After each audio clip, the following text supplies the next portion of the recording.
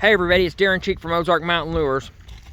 It's mid-December, time to start trapping cats. Today it's a nice day. I got limited time, so I can't really get my cat line out like I'd like, but this is a location I'm coming back tomorrow, bringing footholds. I've already found a little sign. Today I got limited time, so I'm setting a few otter traps. Packed a few Belial 330s along with me and a few snares, getting them pre-hung up. And I came across this spot here. I'm next to the creek, and we got another small dry creek coming in, and right up here some sand. There's several tracks up in here. Seen some coyote tracks when I was walking up here, and I seen some cat tracks over the summer in this spot. And we got this tree that runs across that's fallen in, runs across. You got a trail running from the bank, but this log, I've been reading over the summer some of these methods to use, and if you read Carl Jones' Bobcat Trapping Handbook or Guide, one of the best bobcat trapping books there is out there, in my opinion. It's Bobcat Trapping and Snaring, and I can't use snares, but I can use cable restraints here.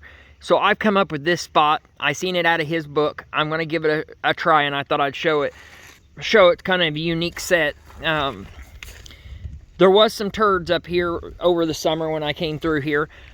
And basically what I've done here, this sun's bad, is I've set a cable restraint on this log. And the way I did it, I secured it, is I just took some 3/32 cable and made a circle, basically, just a small circle. And then I took 3 fence post staples. I'm using the longer ones with the bigger prongs on them, kind of like fish hooks. I put 3 of them in there. That secures the snare to the log. Nothing's gonna pull that out. I had a wolf fang already attached, so I just left it here, trying to be quicker. And then I took some wire, 9-gauge wire, and I looped it around this fence post staple, and then I took down here, kind of secured a little better, put another fence hole staple up. So there's my my wire, and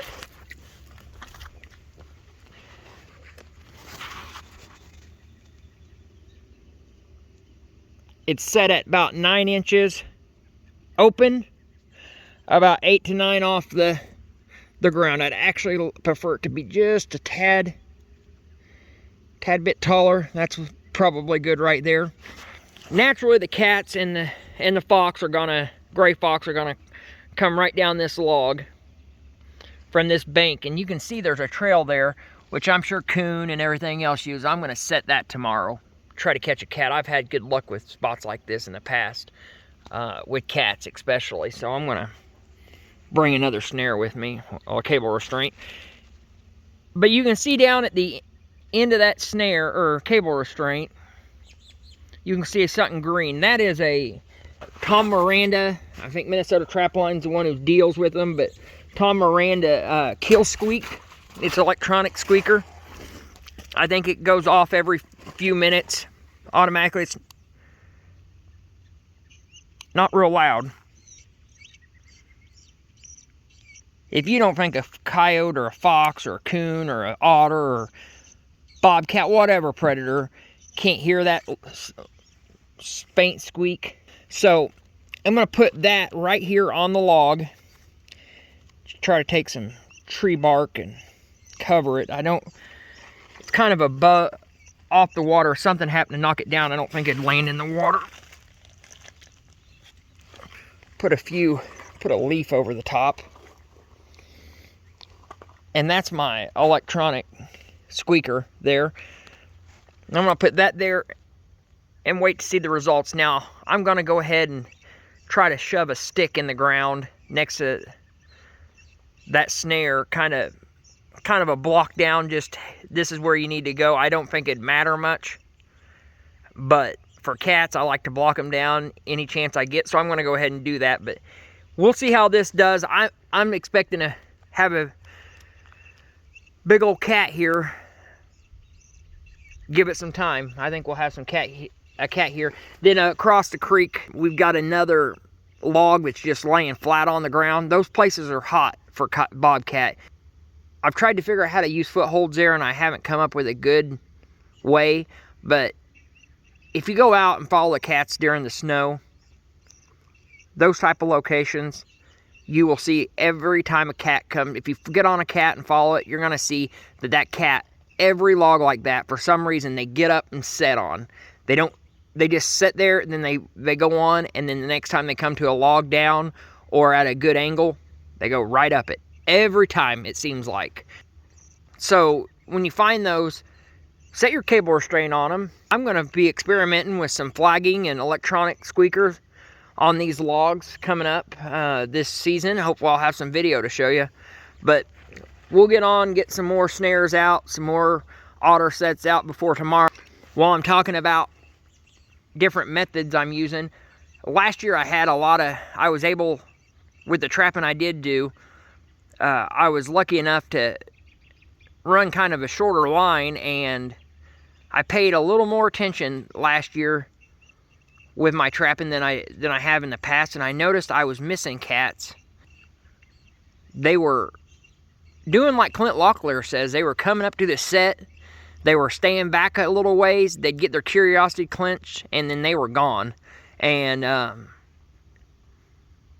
after hearing Clint say that, I started listening to his some of his podcasts and his videos, and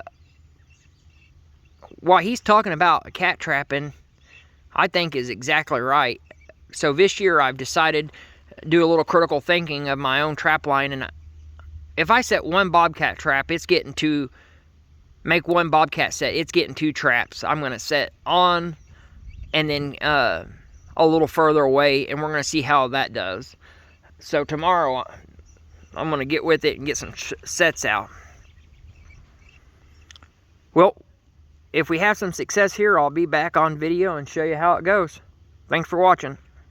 Hey everybody, it's Darren Cheek from Ozark Mountain Lures. I set this spot up 2 or 3 days ago. It's just a log. It crosses where this creek intersects. And there was some scat up on it and some tracks around it. So I went ahead and I set a cable restraint up here on this log. And then I put this kill squeak I got from Minnesota Trapline Products. I think maybe Tom Miranda has something to do with it. It's a pretty cool little device. I got it stuck up here, kind of up under some, hidden under some bark and stuff. But this afternoon when I come to check, I had my snare sitting right up on this log. I had it put in, and you can see the result from that kill squeak. The big old coyote right around the neck.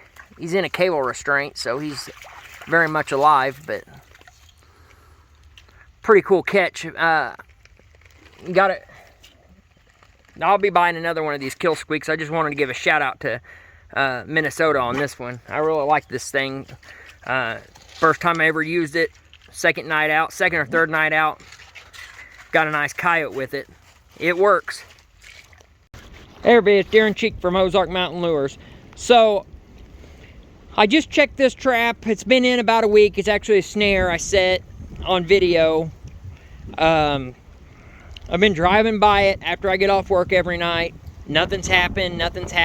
Today when I go by it, I can see the snare wire is hanging. And I've already got out and looked. I'm sure you can see it in the video too, but this is about the coolest catch I've made in a long time. Got a nice male cat off of this. And I don't got my normal camera, or I'd set it down, pull the cat up, so you'll just have to bear with me. But got him right around the neck, and I've caught several cats this way. Looks like a male. These cats do not move. When the snare gets around, you neck cable restrain a cat, he's dead.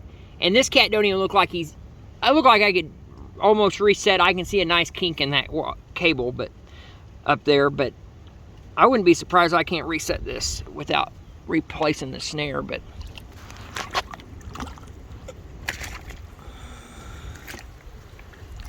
Oh, that's a nice cat. Hell yeah. Hell yeah. The big boy. Try to set my phone down here. Got a nice cat. That's an awesome catch. Got him right behind the ears.